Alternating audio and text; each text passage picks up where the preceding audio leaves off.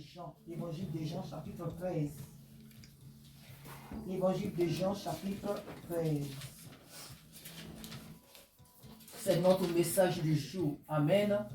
Charles, tu peux t'asseoir correctement, comme ça tu ne vas pas dormir. Et prends le coussin, mets-le derrière toi, comme ça. Voilà. Que le Seigneur t'aide, mon frère. C'est pas évident dans la semaine. Des fois, il y a des nuits aussi, on ne dort pas correctement. Amen. Que Dieu soit béni. Alors, notre message se trouve dans le livre de Jean, l'évangile de Jean, chapitre 13, à partir du verset 36 à 38. Nous avons un frère que nous aimons beaucoup dans la Bible. On va le lire ce matin. Amen. J'aime beaucoup sa réaction. Amen. Tu cherches comment ça? Un stylo? Je n'ai pas. Moi, je n'ai pas. Attends. Voilà.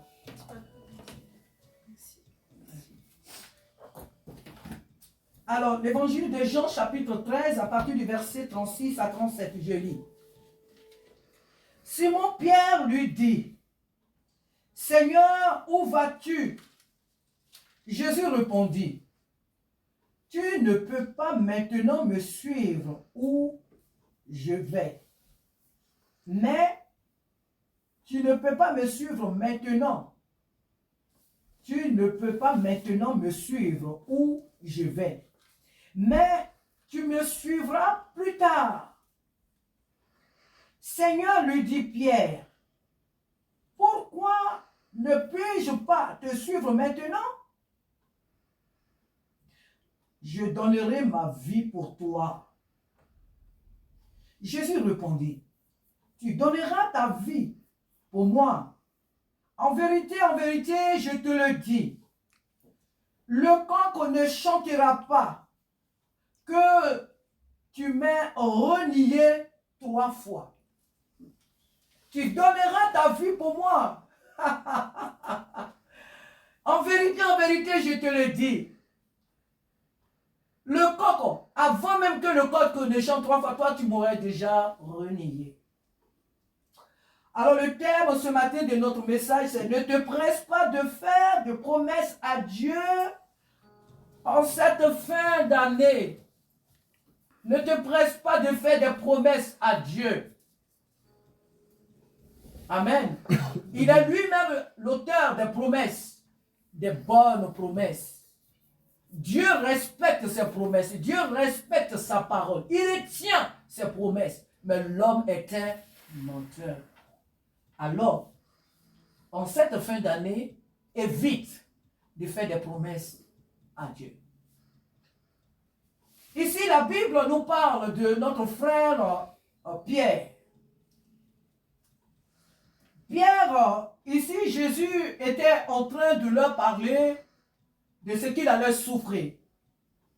Jésus leur a montré comment ils devaient agir en tant que ses disciples.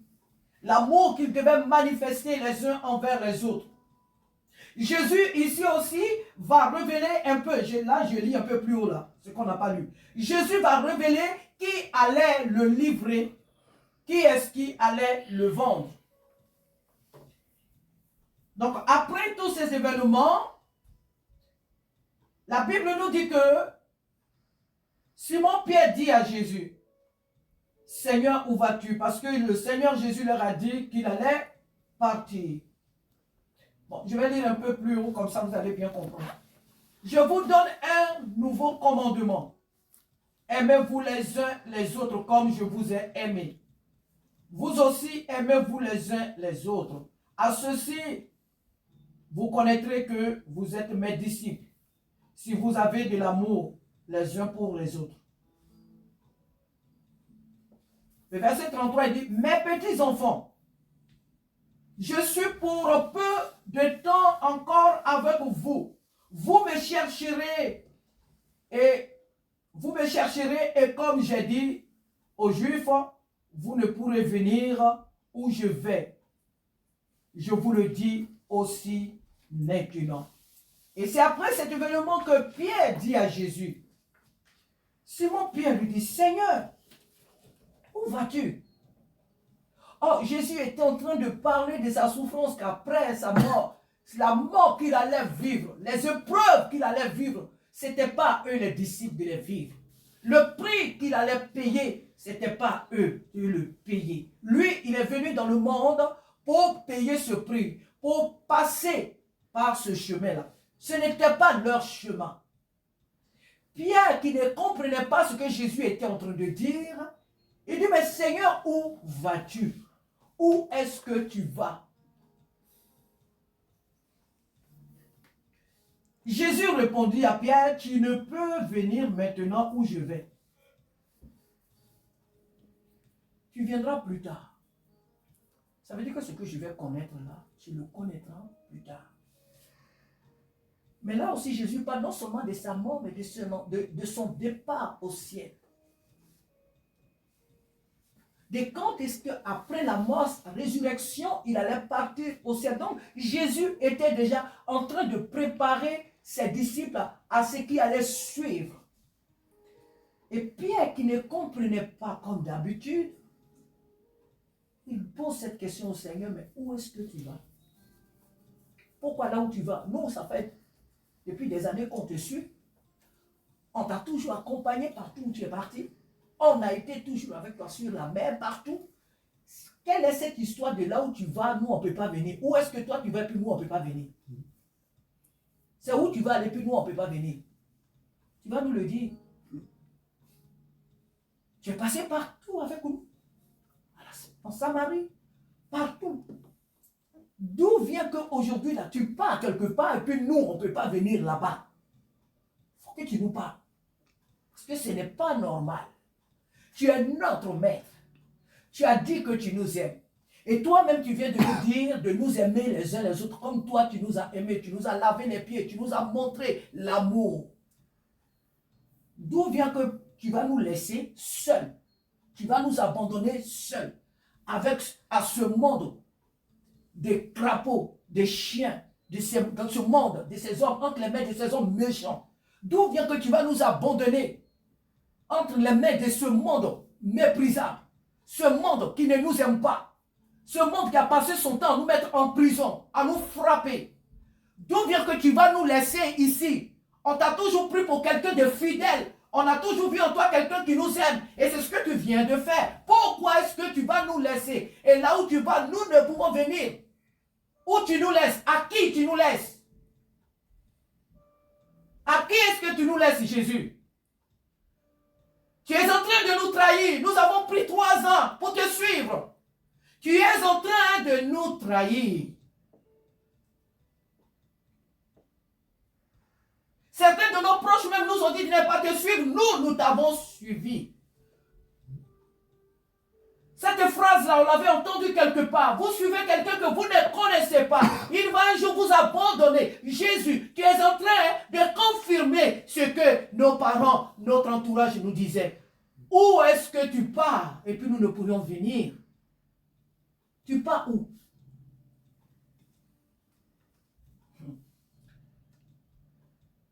Jésus répondit, tu ne peux pas maintenant me suivre où je vais, mais tu me suivras plus tard. Mais tu me suivras plus tard. Ce n'est pas suffisant pour Pierre.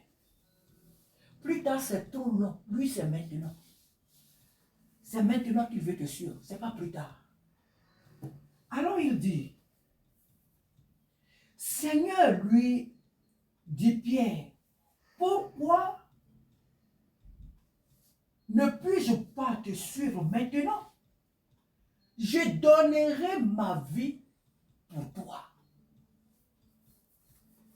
Tu as vu comment je me suis comporté avec toi depuis? Moi, Pierre, je donnerai ma vie pour toi. Tu le sais. Où est-ce que tu vas partir et puis moi, Pierre, je ne peux pas aller là-bas?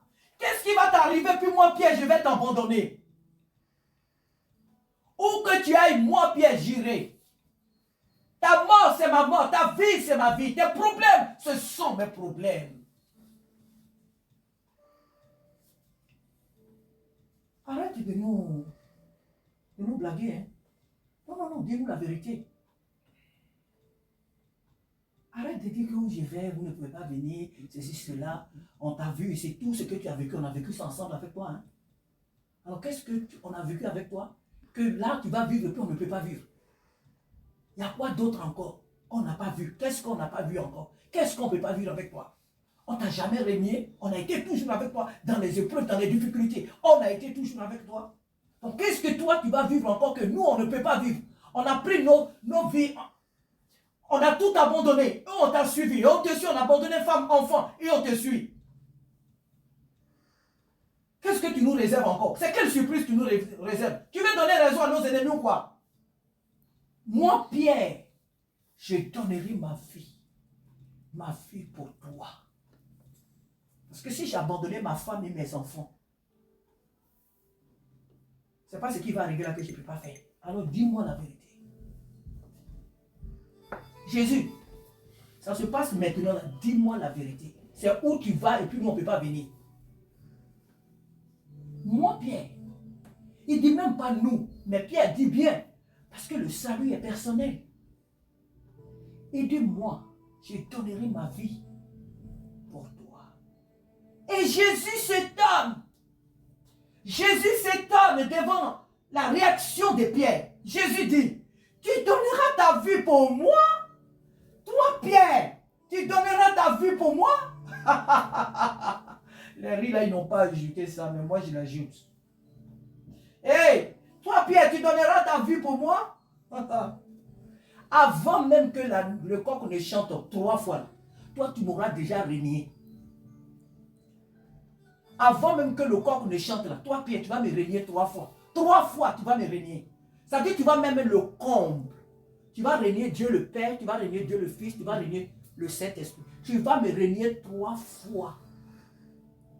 Tu vas me régner. Et ton régnement, ça n'a même pas de nom. On ne peut même pas décrire ça. Parce que toi qui as vécu avec moi durant toutes ces années-là, une femme va venir te dire, on va tout simplement te demander, est-ce que ce n'est pas toi qui étais avec cet homme-là? Tu vas dire que tu ne m'as jamais connu.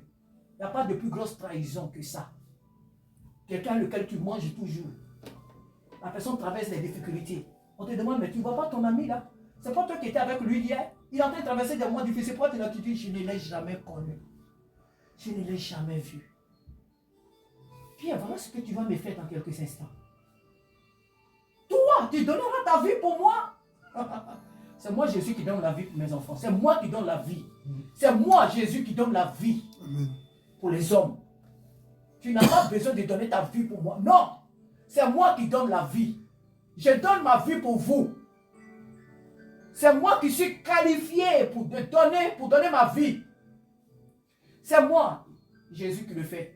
Tu ne peux pas donner ta vie pour moi. Tu ne peux pas. En vérité, je te le dis.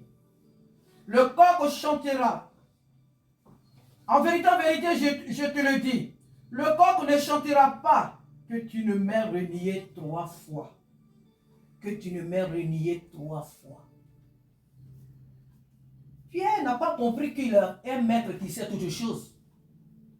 Pierre n'a pas compris qu'il a un maître qui sait les choses qui vont arriver dans les semaines, les mois, les années à venir. Il n'a pas compris qu'il a un maître qui connaît l'avenir. Pierre n'a pas compris qu'il a un maître qui sait toutes choses d'avance. Il croyait suivre un Jésus qui sait ce qui se passe maintenant, qui est dans maintenant, qui est dans le temps présent. Il n'a pas compris que son maître est dans le passé, il est dans le présent et il est dans le futur. Il n'a pas compris que son maître est celui-là qui contrôle le futur. Il ne le savait pas. Alors il fait une si belle promesse à Jésus. Pierre aime souvent amadouer Jésus. Quand Jésus, vous vous rappelez, Jésus devait rentrer à Jérusalem. Il a dit à Jésus, là-bas, ils vont te tuer. Ne rentre pas à Jérusalem. Ah non, non, non, je ne te laisserai pas rentrer à Jérusalem. Parce que là-bas, ils vont te faire du mal.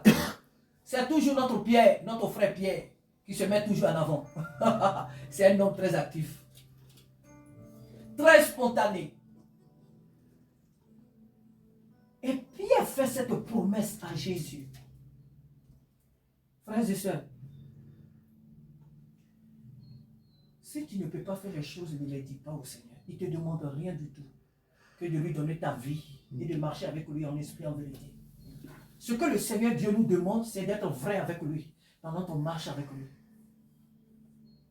Dieu ne t'a jamais dit de prier de minuit jusqu'à 17h du matin, et plutôt de l'après-midi. Dieu ne t'a jamais dit de te lever pour aller évangéliser tout Paris. Mais si tu dois le faire, tu le fais. Mais il ne te demande pas de lui faire ces promesses-là. Dieu ne te demande pas de lui dire que fin de l'année ou l'année 2025, tu ne passeras pas une journée sans avoir parlé de lui à quelqu'un.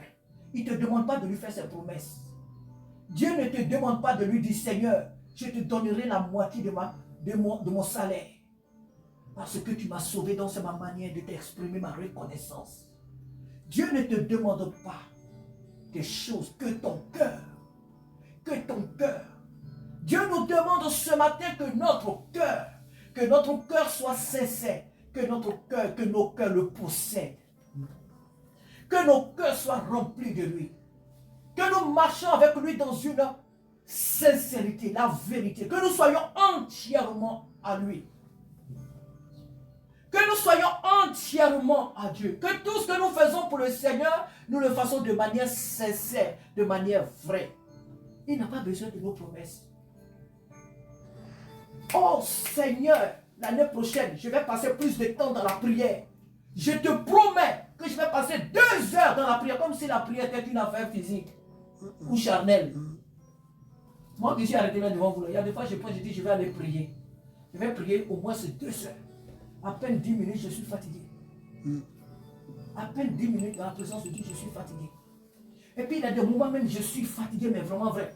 Je dis, oh non, je vais prier que 5 minutes. Je me découvre en train de prier plus d'1 heure. Cette année, beaucoup de personnes vont faire des promesses à Dieu. La Bible dit, vaut mieux ne pas faire de promesses et ne pas les obéir, ne pas les tenir. C'est comme quelqu'un qui dit à une femme ou bien à un homme, je t'aime, je vais t'épouser. Je vais t'épouser. Et puis il arrive un moment, il dit non, je ne vais plus t'épouser. Alors que cette personne s'était bien préparée toute sa vie. Elle s'est bien conservée. Elle a compté sur lui. Il y a des gens, des personnes qui sont venues vers elle ou vers lui. Il dit non. Il y a des belles femmes. Il y a des femmes vraiment de qualité qui tournent autour de lui. Ou il y a de bonnes personnes qui tournent autour de la soeur. Elle dit non. Il y a quelqu'un qui m'a promis m'épouser. Et j'aime cette personne. Je veux rester fidèle. Des années plus tard, il dit non. Je ne te veux plus. Qui a péché? C'est qui a péché? C'est Dieu ou c'est toi? Les promesses, on ne les fait pas quand on sait qu'on ne peut pas les tenir. Amen. Alléluia. Amen. Ne promets à personne quoi que ce soit. Vous voyez, nous qui sommes ici en Europe, il y a des gens qui nous appellent depuis l'Afrique. Oh, j'ai tel besoin, j'ai tel besoin. Et tu sais que les personnes ont réellement les besoins. Tu sais que la personne n'est pas en train de te mentir. C'est vrai, il y a d'autres qui abusent. Mais tu sais vraiment que cette personne a réellement ce besoin-là. Et puis elle t'appelle. Mais sur le champ, tu n'as pas d'argent. Alors qu'est-ce que tu vas dire à la personne? Je ferai. Si le Seigneur pourvoit mes besoins, je ferai. Mais tu n'as pas à lui dire, le mois prochain, à telle date, je t'envoie l'argent. Et donc là-bas, la personne, elle compte sur toi. Elle se dit que demain, jeudi, je vais recevoir une somme de 200 000 francs CFA. Parce que quelqu'un en qui j'ai placé ma confiance m'a promis qu'elle va me donner cet argent. Le jeudi arrive, tu n'as pas l'argent. La personne t'appelle. Des fois même tu coupes ton téléphone. Quand tu vois son appel, tu ne réponds pas. C'est qui a fait le mal? C'est qui a menti? C'est toi. Tu as très mal agi. Seigneur, j'irai là où tu vas. Mais regardons plus tard, quand Jésus va être pris. Regardons le comportement de Pierre. 3 fois, il a renié Jésus devant une femme et devant un homme. Il a renié Jésus. Cet homme, je ne l'ai jamais connu. Celui-là qui disait, qui coupait les oreilles des gens à cause de Jésus. Celui-là qui disait à Jésus, je ne te laisserai pas aller à Jérusalem, je serai là avec toi. Celui-là qui disait, j'irai là où tu vas. On lui demande, mais n'étais-tu pas parmi ses disciples? Il n'a pas fui, hein. Il n'a pas fui. Il a dit ouvertement, je ne l'ai jamais connu. Je ne l'ai jamais vu. Je ne l'ai jamais vu. Arrêtez de me fatiguer. Je ne l'ai jamais vu. C'est qui cherche là-bas, là? Moi je ne sais pas. Moi je ne le connais pas. Je lui avais dit que pour aller là-bas, là, j'allais le protéger. Il n'a pas compris. Donc je ne le connais pas. Il a dit ça par 3 fois. La première fois, il n'a pas eu de remords. Deuxième fois, il n'a pas eu de remords. 3 fois, le comble. Il a renié Jésus. Il y aura certainement des moments difficiles dans ta vie. Là, tu es en train de faire des promesses. Tu fais des promesses à Dieu. Pourquoi qui t'a envoyé de faire des promesses à Dieu? Dieu t'a-t-il dit de lui faire des promesses? Est-ce que Dieu t'a demandé quelque chose d'autre que ton cœur, que ta vie? Que t'a-t-il demandé, Dieu?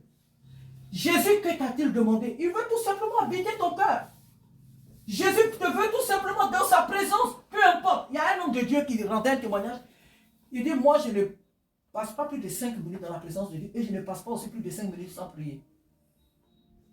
Quand je m'en vais prier là, je ne passe pas plus de 5 minutes dans la présence de Dieu. Et puis je ne passe pas aussi plus de 5 minutes sans prier. La vie chrétienne là, sois sincère avec Dieu, sois honnête avec Dieu, sois vrai avec Dieu et vis ta vie chrétienne avec le Seigneur. Arrête de lui faire des promesses. Arrête de faire des promesses à Dieu. Et tu sais, parlant de promesses, il y a beaucoup de choses. Il y a beaucoup de choses qu'on pourrait citer. Ce que tu ne peux pas faire pour Dieu, ne le lui dis pas. Tu ne seras pas coupable. Tu ne seras pas condamné. Tu ne seras pas coupable. Pourquoi? Parce que tu n'as pas fait de promesses. Je vous dis en cette fin d'année, c'est l'erreur que beaucoup des hommes de Dieu, que Dieu me pardonne, mais stupides, vont conduire leur peuple à faire des promesses à Dieu, des promesses qu'ils ne vont pas tenir. Et ça devient une habitude chaque fin d'année à la traversée. Oh Seigneur, donne-moi un enfant, je vais te le consacrer. Seigneur, donne-moi un mari. Seigneur, donne-moi un mari, nous allons te servir. Donne-moi une femme et nous allons te servir. Seigneur, donne-moi un travail et je serai fidèle à l'église. Je vais donner ma dîme tous les jours. Seigneur, donne-moi ceci. Seigneur, donne-moi et je ferai. Est-ce que Dieu t'a dit que ce qu'il te donne, c'est un échange? C'est ce que Dieu t'a dit? Dieu t'a dit que si moi je te donne, il faut que toi aussi tu me donnes. Mais s'il peut avoir un échange, c'est ta foi. C'est ta fidélité dans sa maison. C'est ta fidélité dans l'œuvre. Il est mort pour toi. Et ce qu'il te demande, c'est de lui donner ta vie entièrement. Parce qu'il ne veut pas que tu ailles en enfer. Il a payé le prix pour toi. Il ne veut pas que tu ailles en enfer. Et Dieu veut que tu sois vrai avec lui. Il faut que tu comprennes qu'il a payé à la croix de Golgotha pour toi. Il te veut sauver. Il veut que demain, quand tu quitteras cette terre, que tu sois auprès de lui. Maintenant, t'a-t-il donné un ministère? Viens dans sa présence et qu'il te dise, mon fils, ma fille, voilà ta vocation. Et en fonction de cette vocation, comme le frère Paul nous le conseille, que tu le serves selon la vocation qu'il t'a donnée. Dieu ne te demande pas de soulever la terre. Il y avait une soeur qui priait ici avec nous dans les débuts. Elle s'appelait une soeur congolaise qui s'appelait Florence. Elle dit, il y avait un des serviteurs de Dieu qui venait chez eux. Et cet homme leur avait dit, Dieu lui avait dit qu'il allait sauver combien de dames là? 3 milliards et quelques. Dieu, hein? 2 milliards de personnes, que Dieu lui a dit qu'il doit toucher 2 milliards de personnes sur la terre. Ça ne va pas. C'est quel Dieu qui t'a dit ça? 2 milliards de quelles personnes? Quel 2 milliards? C'est Dieu qui t'a dit ça?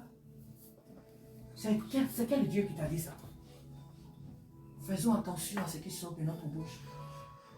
Car la Bible dit que toutes les paroles de nos bouches, nous serons jugés en fonction des paroles qui sortent de nos bouches. Ne prenons pas Dieu comme un petit camarade. Il n'a pas besoin de ces promesses-là. Pierre dit à Jésus, là où tu vas là, moi je vais aller là-bas. Ça je te le promets. Tu me connais, non? Tu connais mon caractère. Tu sais que toi Jésus, on ne sait pas comment était Jésus, s'il était peut-être mince, s'il était fort de corpulence, on ne sait pas. Mais s'il pouvait peut-être, s'il était mince, s'il pouvait lui dire, mais regarde comment tu es frère, tu me vois comment je suis costaud. Tu vois comment je suis capable de te défendre. Moi, devant moi, Pierre, de telles choses ne vont jamais se passer. Moi, Pierre, je suis capable de me battre pour toi. Je suis capable de te défendre. Ces choses-là ne se passeront jamais devant moi. Il oublie qu'il est en présence de Dieu, le créateur de l'univers. S'il vous plaît, s'il nous plaît, cette année, évitons de faire des promesses à Dieu, des promesses que nous n'allons pas respecter. Il serait préférable plutôt qu'on dise à Dieu, Seigneur, donne-moi cette fin d'année et l'année qui arrive. Donne-moi la force de faire plus que ce que j'ai fait cette année. Si cette année, Seigneur, tu as vu que ma vie chrétienne a été une vie de, je ne sais pas, clopin-clopante, j'ai besoin de toi pour faire mieux. Pas non, moi je veux, je te promets, non, non, non. Donne-moi de faire mieux que j'ai fait cette année 2024. Donne-moi l'année qui arrive, Seigneur, d'aller plus loin avec toi. Seigneur, aide-moi, j'ai besoin de toi. Sans toi, je n'y arriverai pas. Sans toi, Seigneur, alors là, c'est mort. Je ne pourrai pas. J'ai besoin de toi pour passer plus de temps dans ta présence, pour te chercher, Seigneur.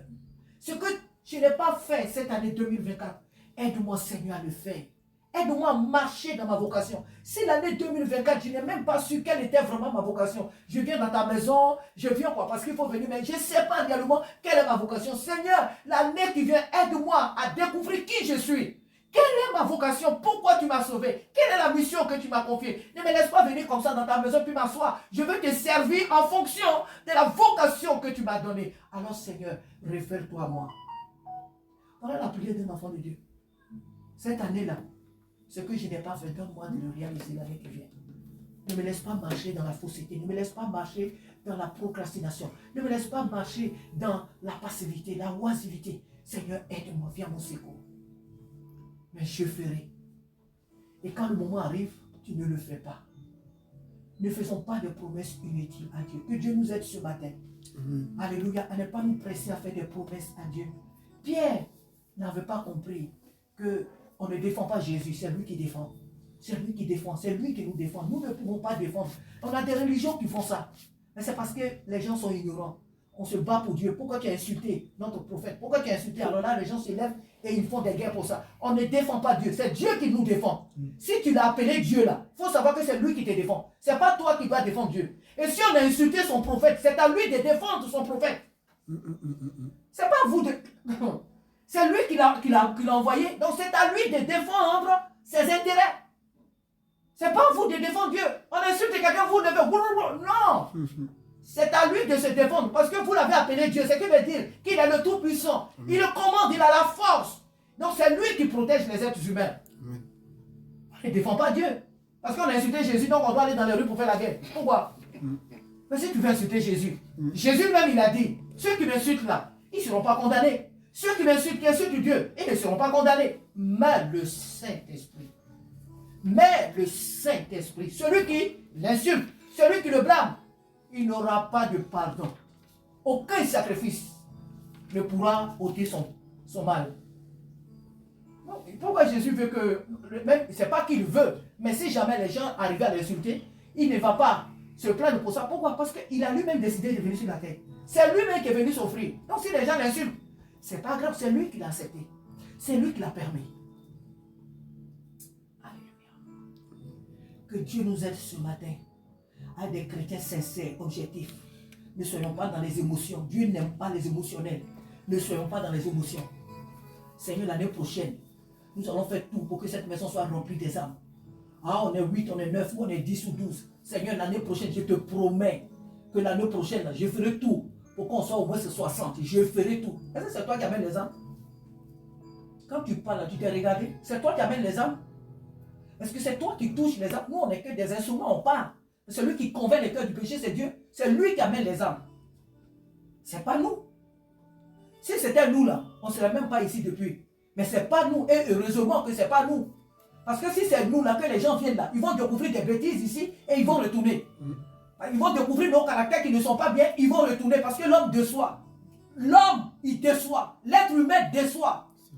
Mais seul Jésus ne déçoit pas. C'est pourquoi quand c'est lui qui attire les âmes, quelles que soient tes faiblesses, elles vont rester là avec toi. Parce qu'elles ont compris qu'elles ne sont pas là pour toi, mais elles sont là pour Dieu. Et donc elles ne vont pas perdre leur salut à cause de toi. Amen.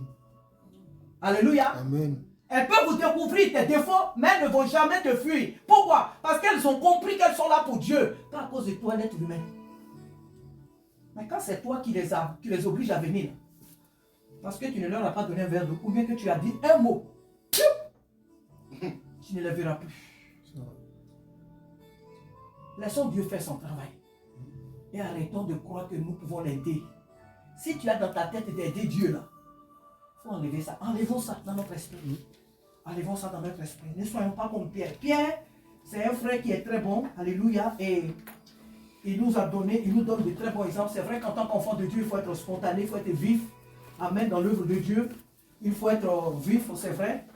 Et Pierre n'est pas, tout son exemple n'est pas que négatif, hein, mais la parole de Dieu elle est à double tranchant. Amen. Donc on a vu aujourd'hui que le côté négatif, c'est qu'il ne faut pas faire. Mais il faut comprendre aussi que Pierre était une très bonne personne. Voilà pourquoi Jésus l'a choisi comme leader. Parce qu'être leader, il ne faut pas dormir. Parce qu'être leader, il ne faut pas être timide. Amen. Et voilà pourquoi Dieu, dans son plan merveilleux, l'a choisi. Que Dieu nous aide à ne pas faire de faux promesses à Dieu. Père de gloire, nous vous